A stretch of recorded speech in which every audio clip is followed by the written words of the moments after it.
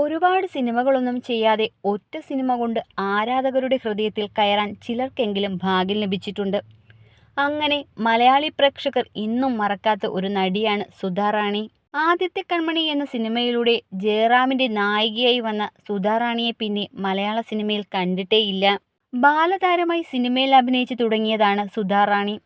ജയശ്രീ എന്നായിരുന്നു പേര്. സിനിമയിലെത്തിയ ശേഷമാണ് പേര് സുധാ റാണി എന്നാക്കി മാറ്റിയത്. മൂന്നാമത്തെ വയസ്സ് മുതൽ സിനിമയ്ക്കൊപ്പം സഞ്ചരിക്കുന്ന സുധാ റാണി ആദ്യം ചെയ്തത് ബിസ്ക്കറ്റിന്റെ പരസ്യങ്ങളായിരുന്നു. അതിനുശേഷമാണ് സിനിമകളിൽ അഭിനയിച്ചു തുടങ്ങിയത്. കില്ലാടി കിട്ടു, കുള്ളക്കുള്ളി, രംഗനായകി, അനുപമ, ഭാഗ്യവന്ത എന്നിവയാണ് ബാലതാരമായി സുധാ റാണി അഭിനയിച്ച സിനിമകൾ. സുധാ റാണി വിവാഹം ചെയ്തത് അമേരിക്കയിൽ അനസ്തേഷ്യ സ്പെഷ്യലിസ്റ്റായിരുന്ന ഡോക്ടർ സഞ്ജയിനെയായിരുന്നു. പക്ഷേ ഈ വിവാഹ ജീവിതം സുധയ്ക്ക് നൽകിയത് മോശം അനുഭവങ്ങൾ മാത്രമായിരുന്നു. വിവാഹശേഷം ഭർത്താവിനൊപ്പം സുധാ റാണി അമേരിക്കയിലേക്ക് പോയിരുന്നു. ഭർത്താവ് സുധാ റാണിയെ നിരന്തരം മർദ്ദിക്കുകയും പീഡിപ്പിക്കുകയും ചെയ്യുമായിരുന്നു. ഒരിക്കൽ കെമിക്കലുകൾ നൽകി കൊല്ലാൻ ശ്രമിച്ചുവെന്നും റിപ്പോർട്ടുകളുണ്ട്.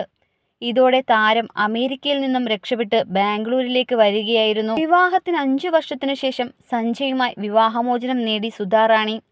പിന്നീട് സുധാ റാണി തൻ്റെ ബന്ധു കൂടിയായ ഗോവർദ്ധൻ എന്നയാളെ വിവാഹം ചെയ്തു. ഒരു മകളാണ് സുധാ റാണിക്കുള്ളത്. പേര് നിധി. മകളെ സുബ്ബിക്കുട്ടി എന്നാണ് താരം ഓമനത്തത്തോടെ വിളിക്കുന്നത്. പിന്നാലെ താരം അഭിനയത്തിലേക്ക് തിരികെ വരികയും ചെയ്തു.